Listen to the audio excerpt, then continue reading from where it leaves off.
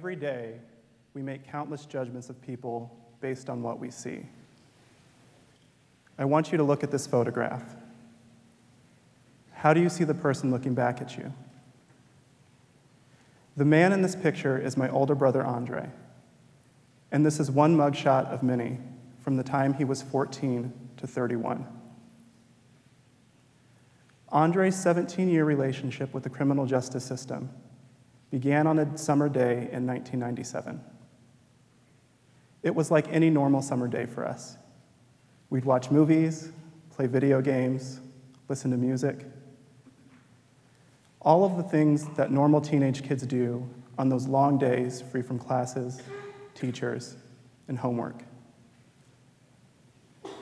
Andre and his friends had formed a gang. And when I say gang, I'm not talking about a group of kids who sold drugs or toted guns. I'm talking about a tight-knit group of friends who considered each other brothers. And while it could be considered atypical for a group of friends to give each other very small brands with a hot paper clip to be connected, this was how they chose to express their solidarity. That afternoon, a young man named Justin, who I had never met before, came over. It was his initiation day, and he received his brand. The following afternoon, the police showed up at our house to notify my mom that Justin's family had pressed assault charges against Andre, stating that he had forced Justin into being branded.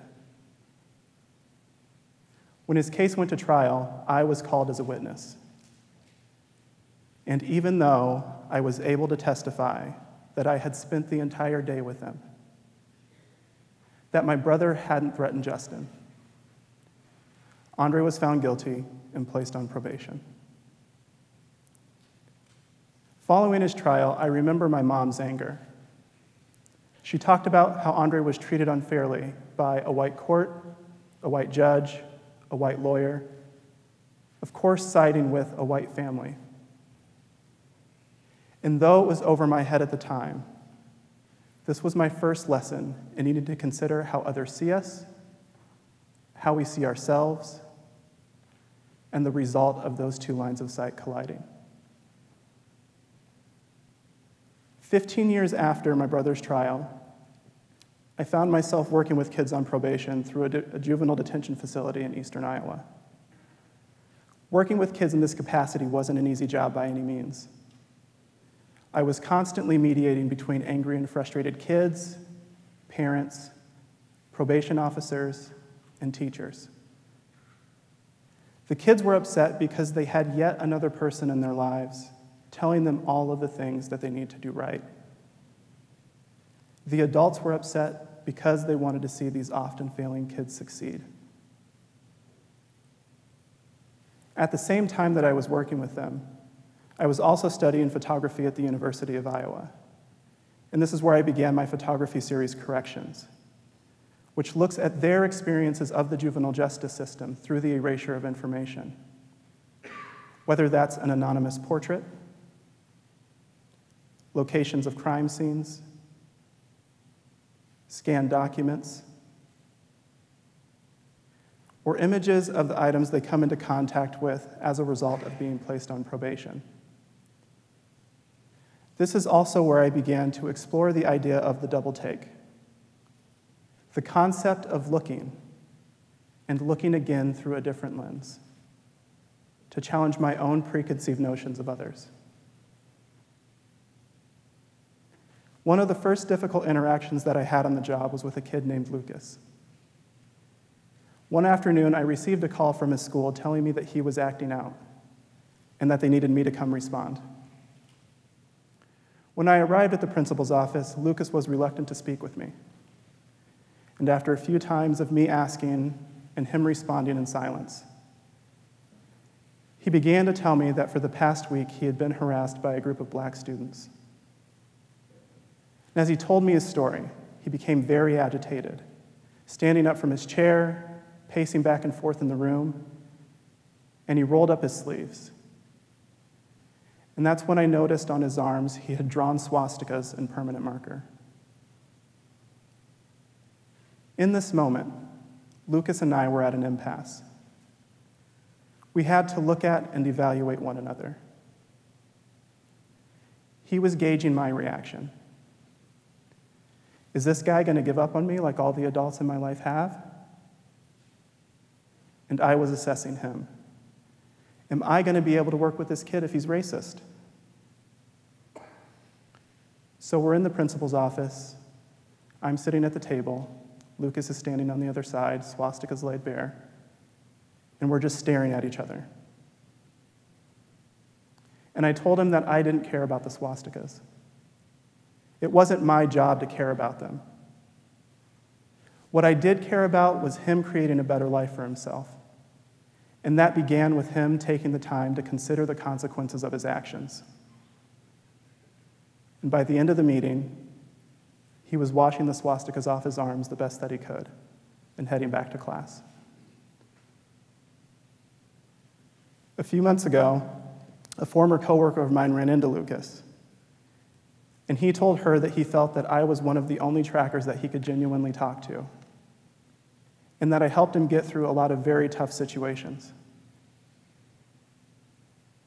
I'll always attribute that to the both of us not making blind judgments of each other. As a tracker, I was often walking into difficult situations like the one with Lucas.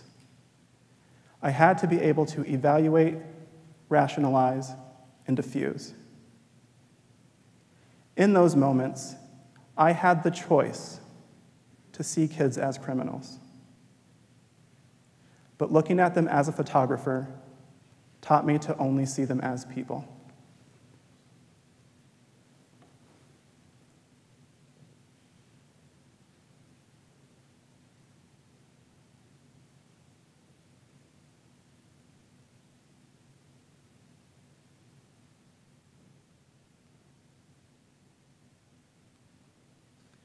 An important lesson photographers learn in our field of study is visual literacy, or interpreting meaning from images.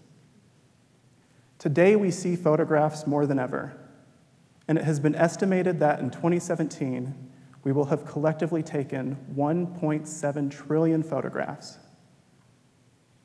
In a world that has become oversaturated with photography, we need to be able to see and discern the images of value, the ones worth spending time with.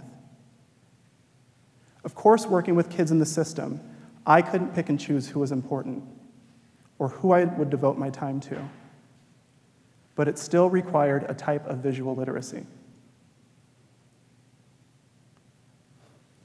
When we see mugshots, we immediately want to know what these individuals have done. This context allows us to begin to piece information together. Information to make judgments about who these people might be. These judgments then create a very clear divide between us and them, giving us the power to make somebody else the other.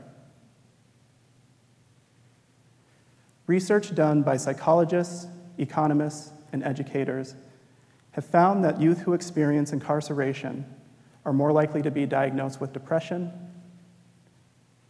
face significant challenges returning to school, and have trouble keeping jobs throughout their lives.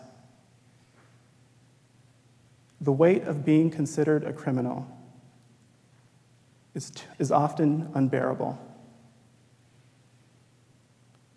For a majority of his life, my brother Andre made choices that perpetuated his involvement in the system. And his story of cycling in and out of the system was one that I lived with on a daily basis for the 3 years that I was a tracker. These were, of course, Andre's decisions to make. But I always wonder how his first interaction with the system helped to define him. And maybe his life would have turned out differently had someone been able to help him see himself outside of that singular definition. Over the past few years, we have witnessed a sea change in the opinions of policymakers towards the criminal justice system. However, it is unlikely that we will see drastic changes in our corrections practices if we continue to identify people by their stigma, rather than choosing to identify with them through their struggles and their circumstances. The writer Nikos Kazantzakis said, "Since we cannot change reality, let us change the eyes which see reality." I want you to look at this picture of my brother again. How do you see the person looking back at you? Has that changed? Thank you.